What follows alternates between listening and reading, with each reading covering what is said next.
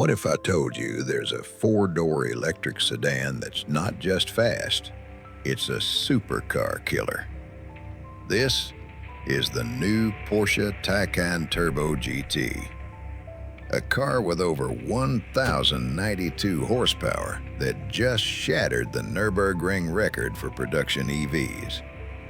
It didn't just beat other electric cars, it humbled million-dollar hypercars. But here's the real hook very few reviewers are talking about. To build this monster, Porsche made a single, shocking compromise that changes everything about who should buy it. Is this the ultimate daily driver, or a $230,000 track toy that's utterly useless for real life? Stick around, because the answer in the final 2 minutes will completely change your mind. Let's be clear, the GT badge from Porsche isn't given lightly.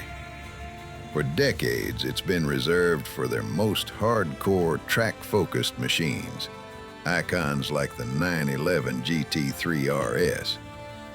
So slapping it on a four-door Taycan isn't just an upgrade, it's a declaration of war. War on the idea that EVs are heavy and numb. Porsche built this car for one person, the driving purist who thought electric cars were soulless. In a US market flooded with electric SUVs, the Turbo GT is a razor-sharp rebuttal. But here's the multi-million-dollar question.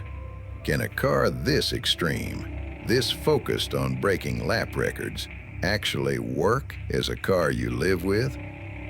The answer is about to get very, very complicated. Let's talk about the numbers, because they are simply unreal. Under normal driving, the Turbo GT has a modest 777 horsepower. But push the launch control button, and it unleashes a biblical 1,000 marvel. But to make it this good on the track, Porsche had to make it brutal on the street. And that brings us to the Weissach package, and the single biggest compromise I've ever seen in a production car. This isn't just about adding carbon fiber. The Weissach package is a surgical weight loss program. They removed the rear speakers, sound deadening, and in the most extreme move, they ripped out the entire back seat. That's right, this four-door Porsche is now a two-seater. It saves over 150 pounds, turning it into an even sharper weapon. But what does that mean for your friends or your groceries? The reality is harsher than you think. This is the moment of truth.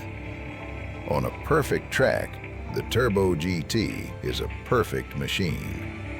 It's the most engaging, responsive, and alive electric car ever made. But life isn't a racetrack. The first trade-off is the ride.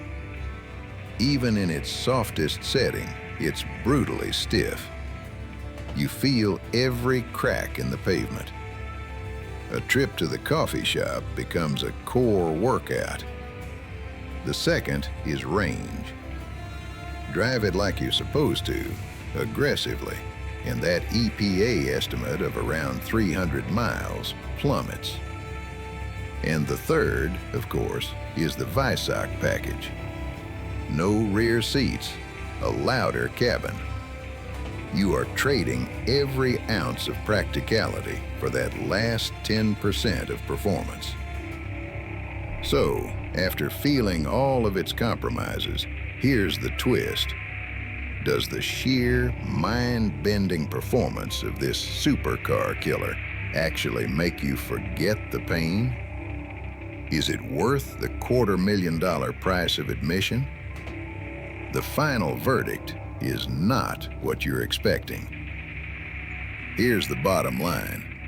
The Porsche Taycan Turbo GT is not just a great electric car. It is one of the greatest performance cars of the modern era, period. It's a landmark achievement. So, who is this car for? It's for the collector, the track day addict with a dedicated garage and a daily driver already in it. The person for whom money is no object in the pursuit of the ultimate driving experience. Who is it not for? Anyone looking for a practical, comfortable daily driver. If you need to carry more than one passenger, or if you value a quiet, relaxing commute, walk away.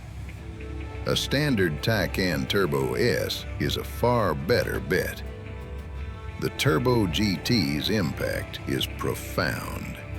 It's a warning shot to every supercar maker.